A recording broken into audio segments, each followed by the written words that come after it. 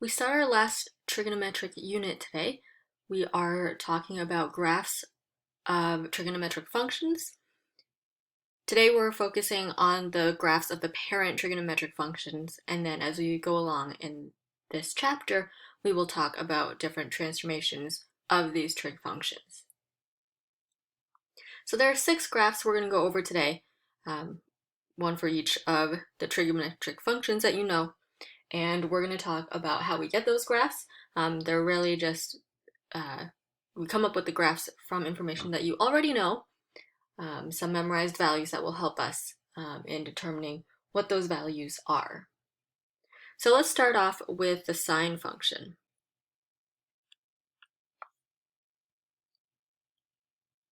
Okay, so here's the sine function that we're going to draw, but before we draw it, we're going to fill out the table up at the top. So for sine, there are a number of values that you can actually come up with yourself, and we've already memorized them, we've worked a lot with them already. So we'll go ahead and fill out this table and have that help us come up with the graph. So first, sine of 0, that's 0, right? That's the y value. Sine of pi over 6, that's 1/2. Sine of pi over 4, that's root 2 over 2. Sine of pi over 3, that's root 3 over 2. Okay, so as we continue, when we eventually graph these values, 1/2 isn't too bad, it's 0.5. Root 2 over 2, you'll need a calculator to come up with that, but it should come out to be about 0.7 or so. And then root 3 over 2, that should come out to be about 0.8 or so. Okay, so sine of pi over 2, now we're up at the top of the unit circle. Sine of pi over 2 is equal to 1.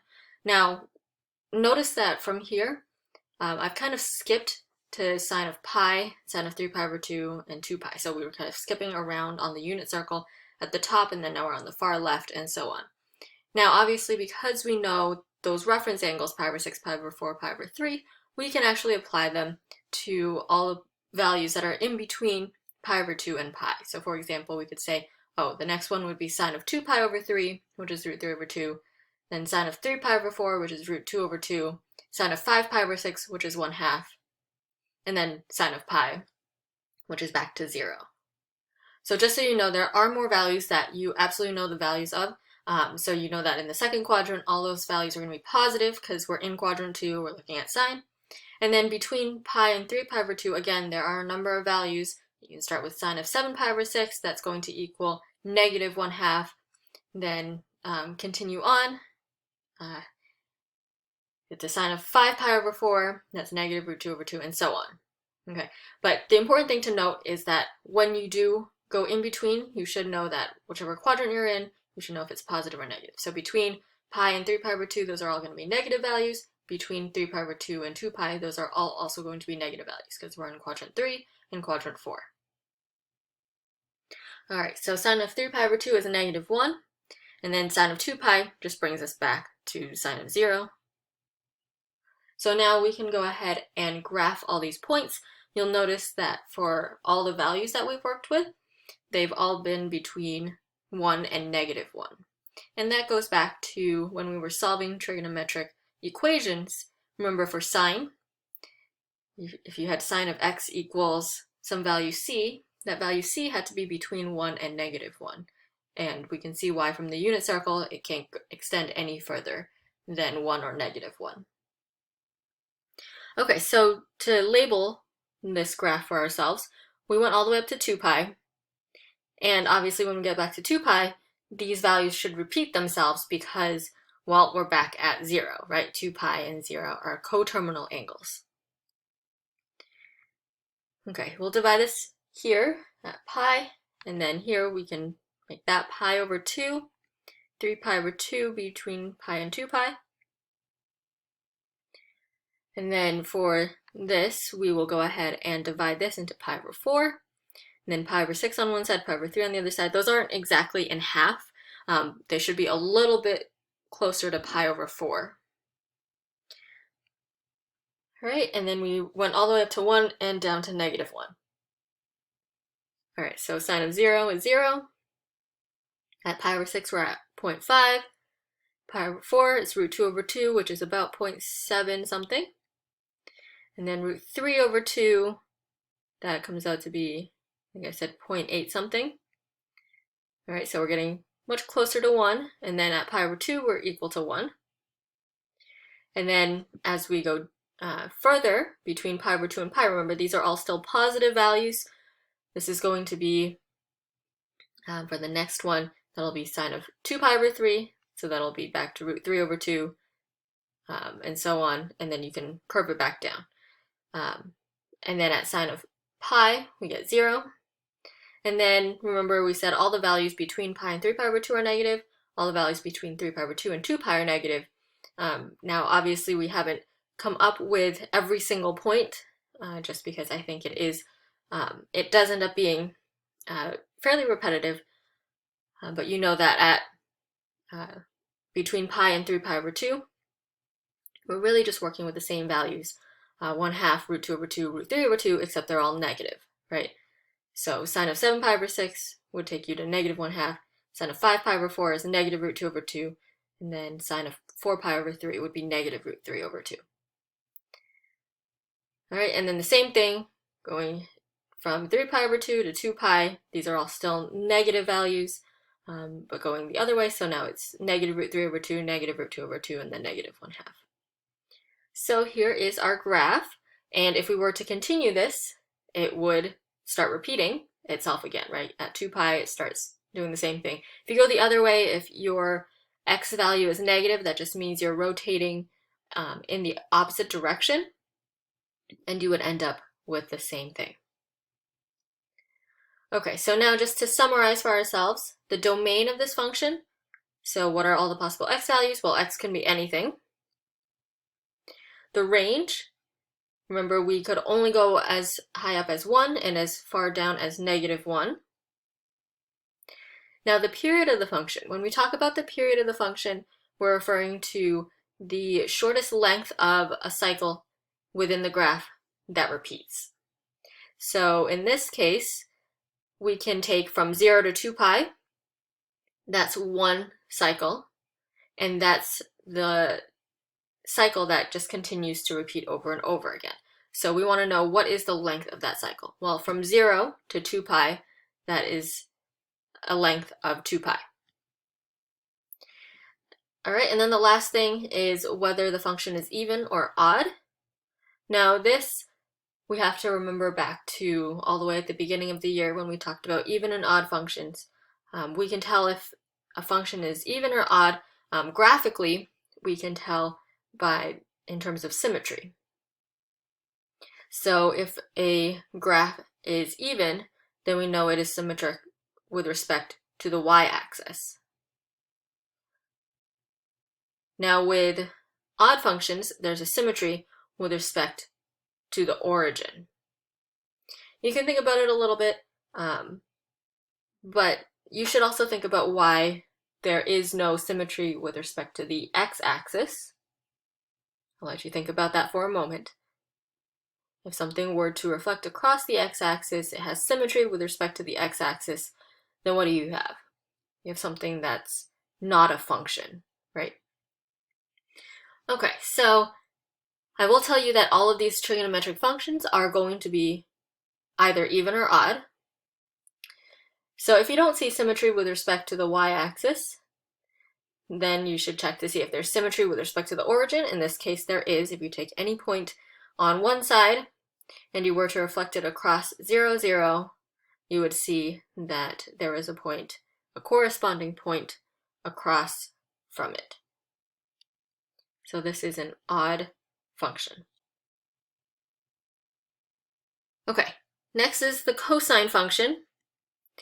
Now, we're going to go ahead and I'm going to go through this a little bit faster just because now we kind of have the hang of how we're using this table to help us graph. We're using a lot of the same values, except now it's with cosine. So cosine of 0 is 1. Cosine of pi over 6 is root 3 over 2. Cosine pi over 4, root 2 over 2. Cosine pi over 3 is 1/2. Cosine pi over 2 is 0. And then again, between pi over 2 and pi, we're looking in quadrant 2, so cosine is negative in quadrant 2.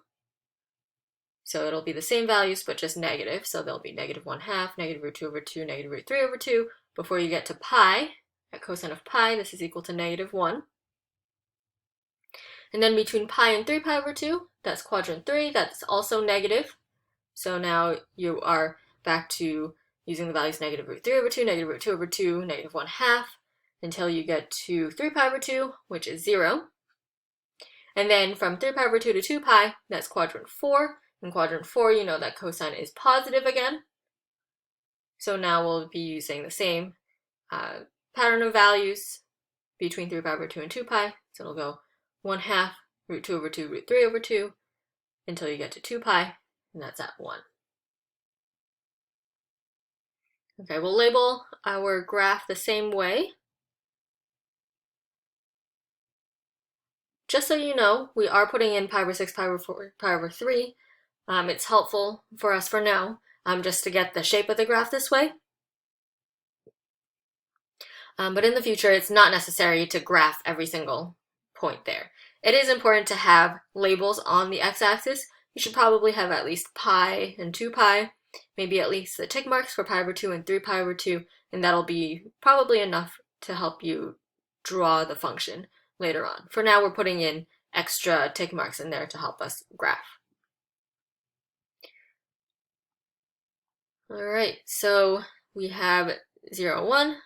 That pi over 6 is root 3 over 2, which is about 0.8 something. Root 2 over 2, which is about 0.7 something, and then 0.5, and then we're back to 0. We said everything in quadrant 2 is negative until you get to negative 1. Everything in quadrant 3 is negative until you get back up to 0. And then everything in quadrant 4 is positive until you get to 2 pi, which is back at 1. So here is your cosine function. Do make sure that when you are drawing these graphs in, that you are drawing them as curved as you can. It's a more gradual shape than it is just connecting it from pi over 2 to a straight line into at pi. So just make sure you put in that little bit of a curve. And so that's really what that first quadrant, we're putting in all those points so you can see how it is in fact a curve and not just a straight line going to pi over 2. Okay, and again, this is going to repeat itself once it hits 2 pi. So this is our graph. You'll notice that this is actually pretty similar to the sine function. In fact, if we compare it to the sine function, it actually looks pretty similar, with the exception that it has been shifted over. You can think of it as being shifted over a little bit to the left or a lot to the right. All right, so let's talk about everything on the bottom here. So the domain, well, the domain can be anything, negative infinity to infinity, all real numbers. The range, again, we're stuck between negative 1 and 1. The period of the function, again, that's the length of the cycle. The cycle for this graph has length 2 pi. And then is it even or odd? You want to look at symmetry. This looks like it has symmetry with respect to the y-axis. So that means that this is going to be an even function. All right, we're going to skip to the tangent function now. Now, if it's helpful, you can use the charts that you had for sine and for cosine to come up with the one for tangent. Remember that for tangent, you really can just divide sine divided by cosine. And so tangent of 0 is the same as sine of 0 divided by cosine of 0, and you can get that point that way. All right, pi over 6, that's root 3 over 3. Pi over 4, that's 1. Pi over 3, that's root 3. All these you have memorized. At pi over 2, that's going to be undefined because you end up with a 0 in the denominator. At pi, this is going to equal 0. At 3 pi over 2, it's undefined. At 2 pi, it's 0. Okay, so now let's go ahead and try to draw in our function. We'll label our x-axis here.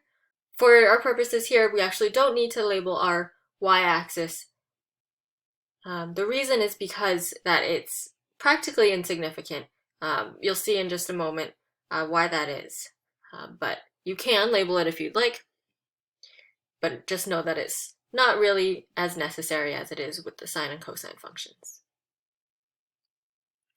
Okay, so tangent of 0 is 0. Pi over 6, we have root 3 over 3, 1, and then root 3, so it increases here. And then at pi over 2, it's undefined. So what we're going to do at pi over 2 is we are going to draw a vertical asymptote.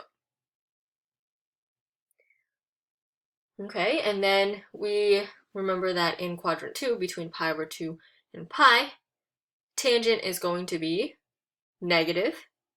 So we are using the same values. It would be negative root 3, then negative 1, then negative root 3 over 3, until you get to pi, which is 0. And then we resume again in quadrant 3. In quadrant 3, your values are going to be positive. So now we are back to root 3 over 3, 1, and then root 3. And then we end up at the vertical asymptote again. Fourth quadrant. In the fourth quadrant, we know that tangent is negative. So the same thing, just take those values, make them negative. So negative root 3, negative 1, negative root 3 over 3, and then until you get back up to 0 at 2 pi. So this is what your graph generally looks like.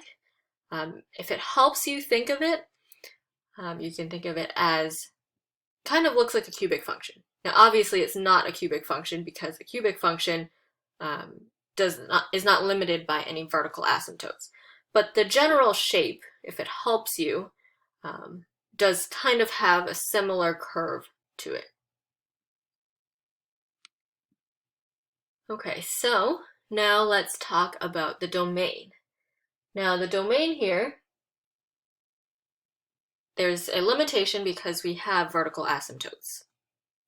So your domain is everything except for anywhere those vertical asymptotes are, which are at pi over 2, 3 pi over 2, and so on. So the next one would be at 5 pi over 2, then at 7 pi over 2. So we can say that the domain of this function is all real numbers except for odd multiples of pi over 2. If you prefer, you can also say it's all real numbers except for x being pi over 2 plus or minus pi. You can do that too. It means you can continually add pi to pi over 2, and that will be the next place where you'll have a vertical asymptote. Now the range for the tangent function is going to be, well, this is where having that y-axis, you can see that it continues to infinity and continues down to negative infinity. All right, the period of the function, again, this is the length of the shortest unit that composes a cycle. So in this case, you want to look at, it looks like it repeats every time there is a new vertical asymptote. So what's the distance between vertical asymptotes? In this case, looks like it is pi. Now you may also remember that when we were working with trigonometric equations and we were solving them, with sine and cosine, remember your answers when you were asked to give all solutions, it was always plus or minus 2k pi. It was always some multiple of 2 pi that would give you another solution. With the tangent function, it was plus or minus k times pi. Well, exactly why? Because every pi units, it would start repeating again. So here we can very clearly see from a graphing perspective how that applies. All right, and then is it an even or an odd function? Well, we don't see symmetry with respect to the y-axis, but there is symmetry with respect to the origin, so we would say this is an odd function. All right, next we have the cotangent function. So the cotangent function is the reciprocal of tangent. So we are going to take our values from our tangent function, the chart that you had there, and we'll just find the reciprocals of each of those. So the first one, cotangent of 0, is going to be undefined. At pi over 6, that's root 3. At pi over 4, that's 1. At pi over 3, that's root 3 over 3. At pi over 2, that's 0. At pi, that is undefined. At 3 pi over 2, that's 0. At 2 pi, undefined. And again, the same thing applies in quadrant 2, 3, and 4. You know that it's either positive or negative because the cotangent function is going to have the same sign as the tangent function. So in this case, well, we already have quadrant 1, it is positive, and then we know in quadrant 2, cotangent will be negative. In quadrant 3, it's positive. In quadrant 4, it's negative. All right, label our graph. And we have undefined at 0, so we draw a vertical asymptote there. At pi over 6, we have root 3. Pi over 4 is 1. Pi over 3 is root 3 over 3. At pi over 2 is 0. Everything between pi over 2 and pi should be negative, so it should be negative root 3 over 3, then negative 1, then negative root 3, until you get to pi, which is undefined, another vertical asymptote. And then between pi and 3 pi over 2, you're back to being positive, so this is going to be root 3, 1, root 3 over 3, until you get to 0. And then back to the negatives in quadrant 4, so negative root 3 over 3, negative 1, negative root 3, until you get to 2 pi, where it's undefined again. All right, so repeating this process, this is our graph of the cotangent function, and you can see how it does have similarities to the tangent function, but it does decrease as you go from left to right within each cycle. Whereas the tangent function, it was the other way. It was increasing as you went from left to right within that cycle.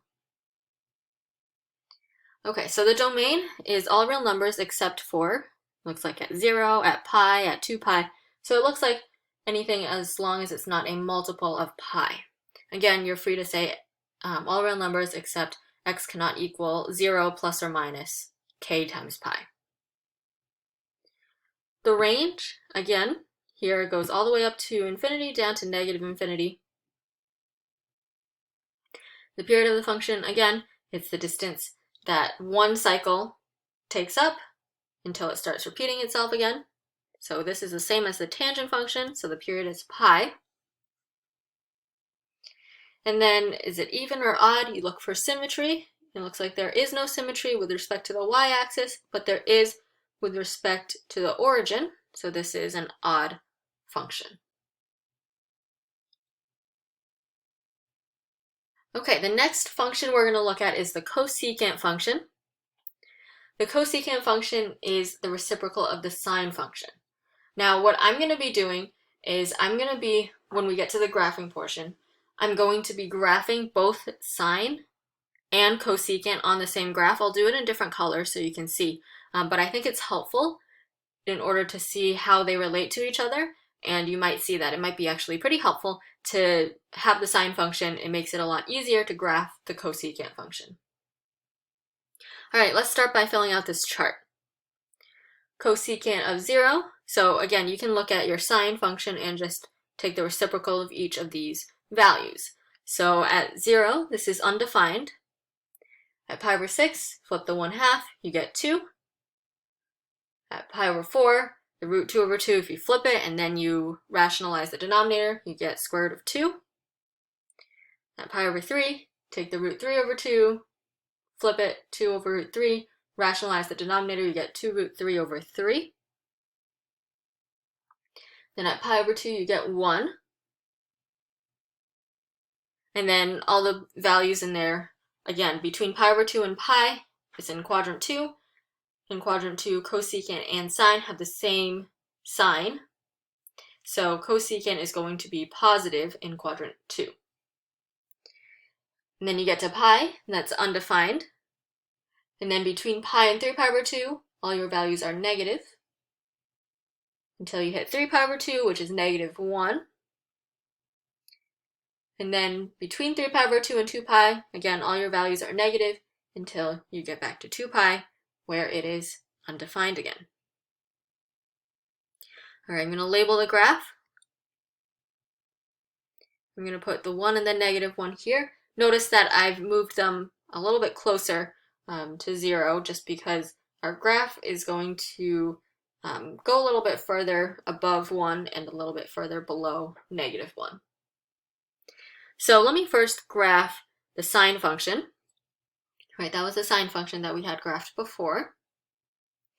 Now the cosecant function, I find the easiest way to graph this is to see anywhere on the sine function where there's an x-intercept, so anywhere it crosses the x-axis, that means the value is 0 at those points, then the reciprocal at those points would be undefined, correct?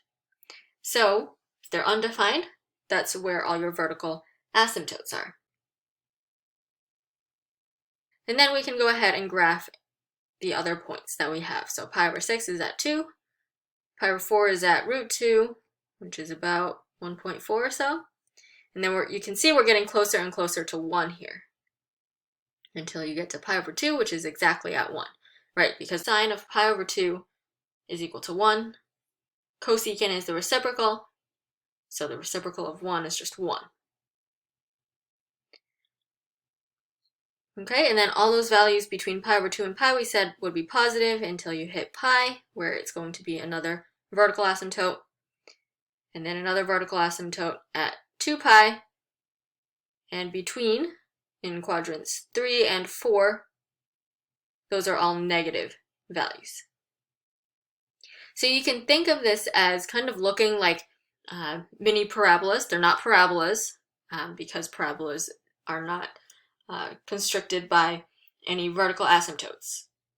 But you can think of them as mini parabolas if it helps you remember how to graph this. But you can really just see this as just those curves coming off at 1 and at -1, and the same thing on the other side here.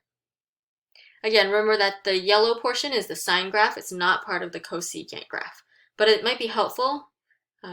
You may find it helpful to draw that in, and then you'll be able to draw in the cosecant function pretty easily from there. All right, so the domain is everything except vertical asymptotes. In this case, our vertical asymptotes are at 0, pi, 2 pi, so you can say all real numbers except x cannot be a multiple of pi. You can also say x cannot be 0 plus or minus k times pi. The range. Now for the range, if you take out the yellow portion there, the range is everything from -1 to -infinity, and then everything from 1 to +infinity. So there is a section in between there that there are no values for cosecant, and that would be between -1 and 1, there's a gap. So your range is from -infinity to -1 inclusive, and then from 1 to infinity. The period of this function will be the same as the period of the sine function. And if you take a look, and you can see that it starts repeating itself again after every 2 pi. Right? It's not every pi because if you look from 0 to pi, and then from pi to 2 pi, it's not repeated itself just yet, right? But if you take the distance from 0 to 2 pi, you take that, you'd be able to then, starting from 2 pi, it'll go back up and have that curve facing up again, and so on. All right, and then lastly, is it even or odd? And this looks like it has symmetry with respect to the origin, so this is an odd function. All right, the last one is the secant function. Secant is the reciprocal of cosine. So again, you can go back to your cosine function, look at the chart that you have there, and we can just take each of those values and take the reciprocal of each, and that will give us the values in our chart for secant. So secant of 0 is 1, pi over 6 is 2√3 over 3, pi over 4 is √2, pi over 3 is 2, pi over 2 is undefined. Again, from pi over 2 to pi, those values are going to be negative because cosine would be negative in quadrant 2, so secant will also be negative in quadrant 2. Same with quadrant 3.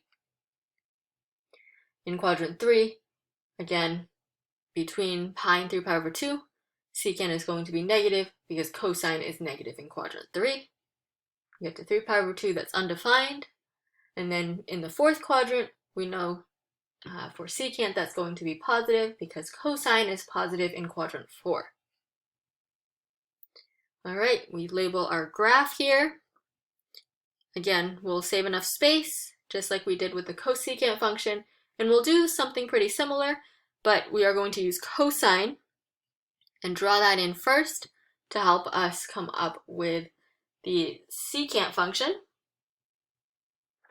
So again, anywhere there's an x-intercept, you can go ahead and draw in a vertical asymptote on each of those, and then you can put in all those other points that we have. So at 1, 2, 3 over 3, 2, 2, undefined here, right on the place where cosine has an x-intercept. And then all our values are negative here between quadrant 2 and 3. And then we have another vertical asymptote at 3 pi over 2. And then at 2 pi, again, we're back to being positive. So that'll be 2, root 2, 2, 3 over 3 until you get back to 1. So again, you have sort of a similar situation here in terms of what the graph looks like. They look kind of like mini parabolas. Again, they're not actually parabolas, but if it helps you remember what the curve looks like, you can use that to help you. And they're coming off of 1 and negative 1 in the opposite direction. Okay, the domain here is everything except for any vertical asymptotes. So it looks like it is all real numbers except for odd multiples of pi over 2. Again, if you want to, you can write this as x cannot equal pi over 2 plus or minus k pi. And then the range, again, we're missing that section between negative 1 and 1, so it's from negative infinity to negative 1, and then from 1 to infinity. And then the period of the function is going to be, well, if you look and see how long until the cycle starts repeating itself, start at 0, and we can see that it starts repeating itself again once you get to 2 pi. And is this function even or odd? This looks like it has symmetry with respect to the y-axis, so this is going to be even, just like the cosine function is even. All right, so those are all 6 of the parent trigonometric functions. Once you get used to drawing all of these, we will move on to learning how to do transformations of these functions. Some of those transformations will look similar to transformations of functions that you've seen before. Some of them will be slightly different, a little bit more complex, but you do need to have a good, solid understanding of what the trig functions, the parent trig functions, look like to begin with.